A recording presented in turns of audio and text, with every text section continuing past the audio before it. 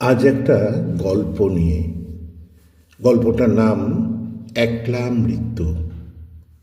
জাপানে একটা শব্দ আছে, কোডোকুশি। অর্থটা ভয়ঙ্করভাবে সহজ, একলা মৃত্যু। ভাবুন তো, কেউ মারা গেছে, তারপর 3 দিন, 7 দিন, এমনকি 2 সপ্তাহেও কেউ জানল না যে সে আর বেঁচে নেই। ঘরের ভেতর শুধু গন্ধ ছড়িয়ে পড়ছে, বাইরে পৃথিবী চলেছে নিজের মতো। 2019 সালে টোকিওতে এমন মৃত্যু ঘটেছিল প্রায় 3,913 জনের। 2024 সালের প্রথম 3 মাসেই সেই সংখ্যা পেরিয়ে গেছে 20,000-এ।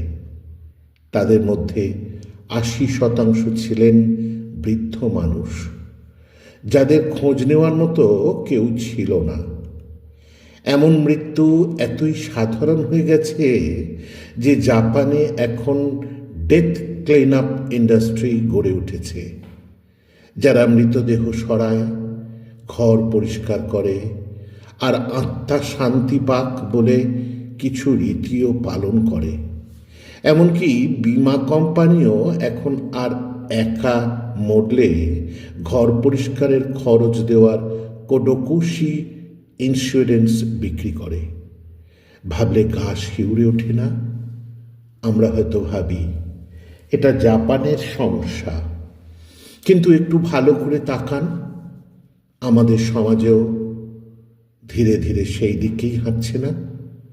আমরা সবাই ব্যস্ত, খুব ব্যস্ত, নিজের কাজ, নিজের স্বপ্ন, নিজের ফোন, নিজের রুটিন নিয়ে। বাবা মা আলাদা ফ্ল্যাটে, ভাই বোন আলাদা শহরে, বন্ধুর সঙ্গে সম্পর্ক অনলাইনেই শেষ। একসময় মনে হয় নিজের জন্য একা থাকাই ভালো, কিন্তু শেষ পর্যন্ত সেই একাকিত্বই আমাদের নিঃশেষ করে দেয়। একটা সময় ছিল বাড়িতে একজন অসুস্থ হলে পুরো পাড়া জেনে যেত। এখন কেউ মারা গেলেও পাশের ফ্ল্যাট জানতে পারে না।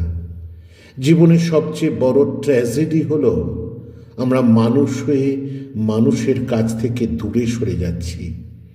একসাথে থাকার মানে শুধু ছাদের নিচে থাকা নয়।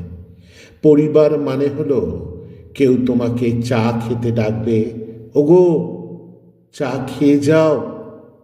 কেউ রাগ করবে, কেউ অভিমান করবে, কেউ রাগ ভাঙাবে।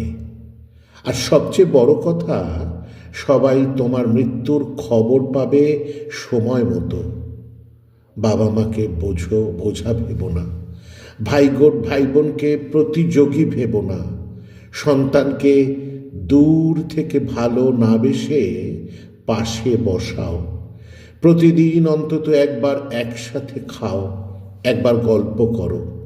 জীবনের শেষে কেউ চায় না একা মরতে, সবাই চায় কেউ পাশে থাকুক, হাতটা ধরে বলুক, ভয় পেও না, আমিও আছি।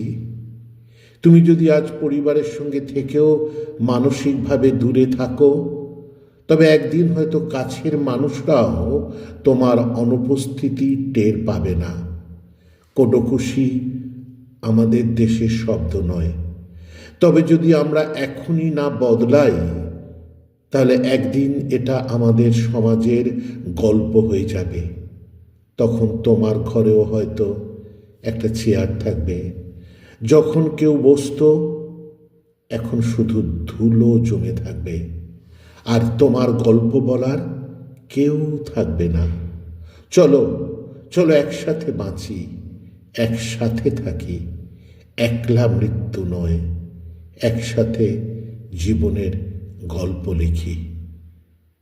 গল্পটি সংগৃহীত সকলকে ছুঁয়ে থাকা, সবাইকে নিয়ে বেঁচে থাকা। এসো একবার অন্তত চেষ্টা তো করে দেখি। ধন্যবাদ।